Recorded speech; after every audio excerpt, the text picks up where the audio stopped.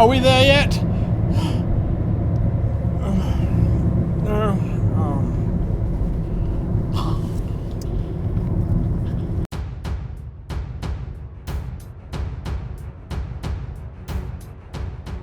Hello and welcome to this week's episode of How to Be a Great GM. Well, due to popular demand from you folks, we're going to be talking about role-playing games in cars, or any transport situation for that matter. What do you do when you've got 4, 5, 6, 7, 9, 12 hours of road trip ahead of you and a bunch of people in a car? Well, you could try and sleep it off, but you could also roleplay. This is exactly what we did recently. I drove down with a bunch of friends, 4 of us to be exact, from Minneapolis to Indianapolis to attend Gen Con. And we decided that we were going to roleplay the entire time. It's a 9-hour drive, and we said, well, let's just do it. So this is how we did it. This is how we had fun. I'm going to be taking you through the rule sets that we devised for use in the game. I'm going to be talking about what kind of narrative we went through, and then I'm going to look at some examples. I will take you through the game very, very briefly. And then right at the end of the video, there's some bonus tips for those of you that stick around until then. Remember, of course, to like the video and subscribe if you want to get notifications of when new ones come out. Hit that Goblin Bell as well. We do appreciate that. So let's get on with it. Rules for riding in cars and playing RPs. Rule set. The first important thing, this is the rule set that we used. Let me get out of the way here so you can see it nice and clearly. I'm looking down because it's in my screen. But what we did was we said, okay, we're going to have 6 abilities. We're going to use Dungeons and Dragons as our base, although that's probably as far as it got. So we said, right, 6 abilities: strength, dexterity, constitution, wisdom, charisma. That's it. Those are the 6. Those are the 6. And you're going to have 4 of them at +1. You're going to have 1 of them at +2, and you're going to have 1 of them at 0. Now, you choose your class. You can choose any class you like. You can make up the class for that matter. It doesn't really factor into it too much, except that your principal abilities will all ride off whichever ability makes the most sense. So if you choose a priest, wisdom, for example, would be that. So you might want to give your wisdom a +1, or at least a +2, I should say. Something along those lines. What do they start at? They start at 0. So you will have an ability that's a 0, and 4 abilities that are 1, and 1 ability that's 2, just to make sure that that's absolutely clear. When you roll 2d6, not 1d20. Why 2d6? Well, it gives you the opportunity to roll double 1s or double 6s. And what we did was, when you rolled a double 1, you rolled again and subtracted that number from your base. So if you were rolling off a base of 0 and you roll double 1, your score would be 2. You roll another 2d6, and let's say you get an 8, your total score would be -6. A complete and utter failure. If you rolled double 1 and then you rolled double 12, it was catastrophic and you inflicted maximum damage to yourself or to a companion. If you rolled double 6s, you obviously took that 12 and then rolled again and added that to the result. If you rolled double 6, it was a spectacular outcome, and virtually anything was possible within the given confines of the situation. Damage was always calculated off of 1d6 plus or minus, so a longsword was 1d6, a dagger was 1d6 -3, I think it was. A short sword was 1d6 -2, I think.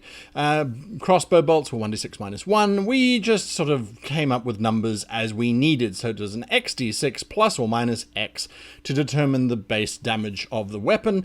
If it was an unarmed strike, it was 1 point of damage plus the strength modifier, which might have been a +1 or a +2 or even just a 0, depending. And so that's basically how we did damage. And then for healing and for magic, we said, okay, well, for every hit point you want to heal, it's a DC of 2 plus 1 hit point. So if you wanted to heal 1 hit point, it would be 3. If you wanted to heal 5 hit points, it would be 7. That DC being the priest would roll a wisdom score, depending on what their bonus is. They would roll 2d6. If they got above 7, they could heal 5 hit points. It was as simple as that. No number of spell restrictions. And if a cleric said, well, I want to cast a spell that causes someone to levitate, we'd go, well, levitating is going to cause them this much damage. Let's say it's going to be a DC of 12. Then they would have to roll. Now, obviously, when they level up, they get to increase these by 1 each. So your +1 becomes a +2, your +2s become +3, and your 0 becomes a +1.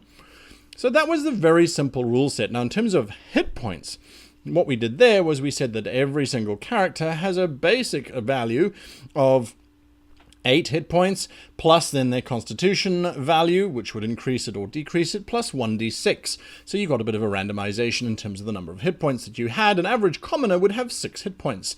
We also said that armor class base was 6. So in other words, to hit someone, you'd have to roll 6 on the die if you didn't have any modifiers, or less, of course, if you did.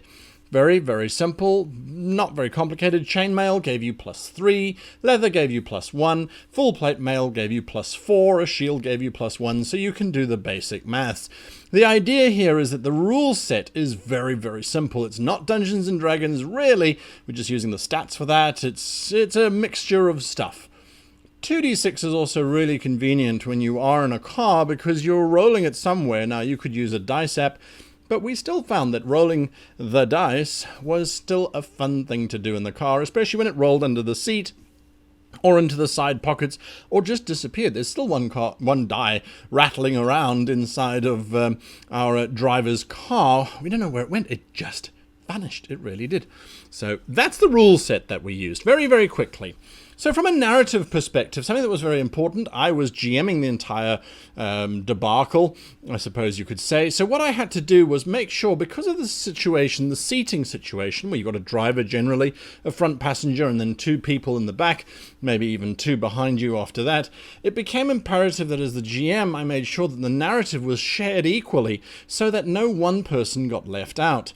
You have a lot of disadvantages of being in a car already because there's that ambient noise, as well as there's lots of stuff rushing around you, and there's lots of distractions, and you can fall asleep quite easily. So you've got to make sure that you bounce between each and every single person within the vehicle to make sure that they're engaged and that they are participating, far more so than you would normally have to do at a normal table. I also had to make sure that the combats were short, because there was less description, because of, like I said, that noise all around you, and the distraction of seeing things and checking GPSs and the like.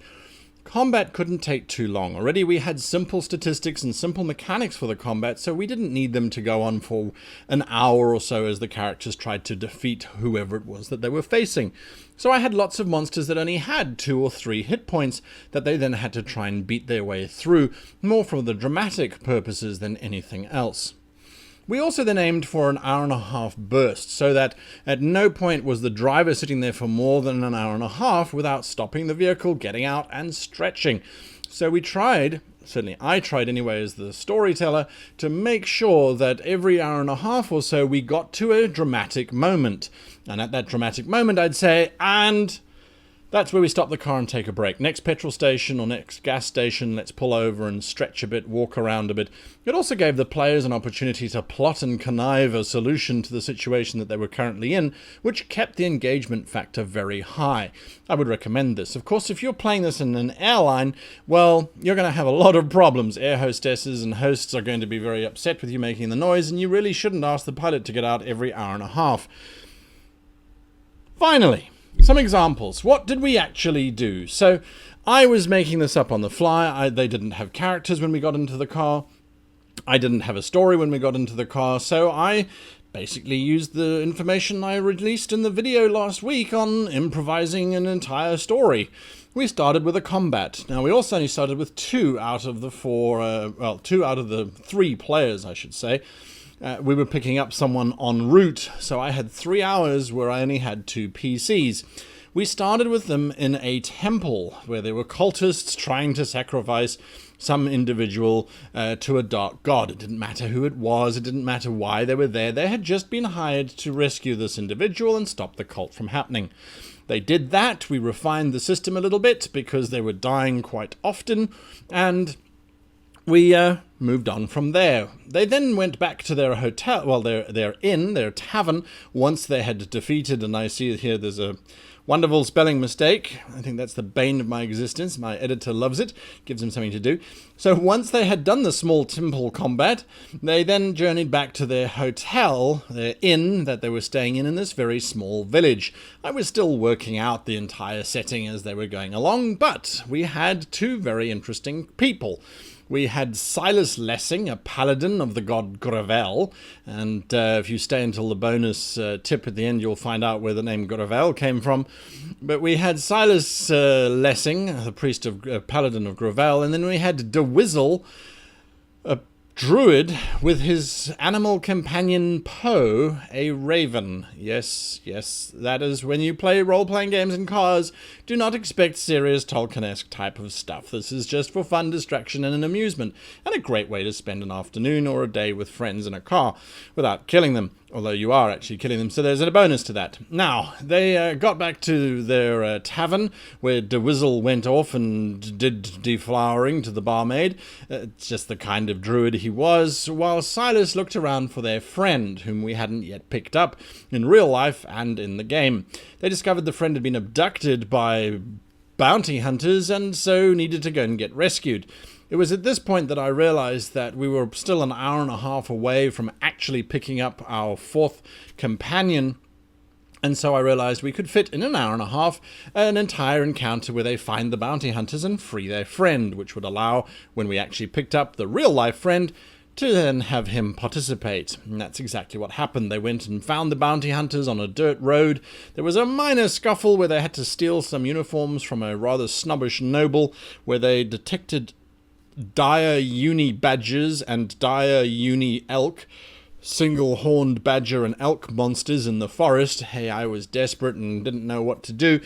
So we had a stalking incident, and then we had a combat with this dire uni elk, a single-horned elk, and that resulted in, of course, our friend then being found. That was Finley Grey, who then joined the party. The three of them then went on a journey to find another temple where they were looking for an ancient artifact that was going to grant a wish. Before they got there, however, they arrived at a small village filled with elderly people. The elderly people knew exactly where the temple was, but beforehand they asked if the party would help them with a small problem and simply dress up as a young woman with blonde hair. The party eventually agreed because they needed information on the temple, and so our new friend, Finley Grey, donned a straw wig and a white dress and sat in a ruined tower on their own. A ghost appeared and started waxing lyrical about the entire situation, that they had lost their true love and that they were trying to reclaim that love. In a beautiful piece of role-playing as far as I'm concerned, Finley Grey decided, well, in for a penny, in for a pound, and reached out to the spirit, pretending to be their long-lost dead love. Aurelia, I think, was the name that we came up with for her. As she did so, she started to lose life as it was drained from her by the spirit, but she happened to notice that there were beads around the spirit's waist, and the beads were slowly starting to fill up. With a brave continuation of the sacrifice of self, the beads were filled, and Aurelia, nay, Finley Grey, was restored to life. The spirit was put to rest, and there was a touching moment shared by all. It was at that point that we ran out of drive. We'd gone through 8 hours of role-playing in that period of time. I have contracted it ridiculously short for this video, but that's the general idea. There were about, I would say, 1, 2, 3, 4 combats in total in the entire thing, and the rest was role-playing, punctuated by a stop for lunch, a bit of sightseeing in the wonderful city of Madison, and yes, then journeying on down to Gen Con. It was, I must admit, an absolutely awesome time, and it turned out far better than I anticipated it would. And I think the reason is because we had good role players who were dedicated to their characters. They were also dedicated to following where the plot was going, and because there wasn't any kind of constraint in terms of really thinking about character abilities and things, it really was just the player's own inventiveness as they tried to figure out the system in terms of using their skills and things to drive the story forward. It was an absolute blast. I thoroughly enjoyed myself. If you get the opportunity to roleplay in a car or in a transport of some kind, I thoroughly recommend that you try it. It really is awesome. I hope these tips have been useful for you, and if they have, once again, hit that like button, hit the subscribe button, and hit the Goblin Bell so you can be alerted of future videos. Now, for those of you that have hung around to the final tip, suggestion thing, insight, let's jump into it. So the bonus is that it looks like the driver doesn't troll. The driver doesn't roll. Do not get the driver to roll. Have someone, preferably the person sitting next to the driver in the passenger seat, have them roll for the driver. This, of course, is a major safety thing, and you kind of go, duh. But let me tell you, there were many times when the passenger had his head down under the dash trying to find a rogue dice.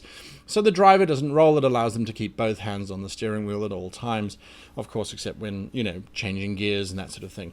The GM also shouldn't be the driver. As the GM, you're writing down lots of notes. You're trying to keep everybody engaged, and so your focus is not on the road. So please don't do that. Now, for me, the most significant bonus tip which I could think of when we were doing this was something that actually inspired me to try and look harder in the future, I suppose, is we used to use road signs, road names, objects that we saw out the window, all that kind of stuff in terms of coming up with names, and it made for quite an entertaining moment. Remember I was talking about the Paladin of Gravel?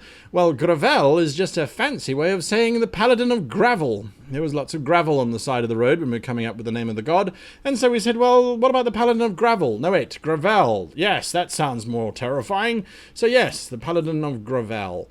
And then we would use the names of cars, the names of streets, the names of anything passing us, and either drop some letters, replace some letters, or, well, just generally use the names straight out. So it allowed for us to come up with some pretty awesome opportunities.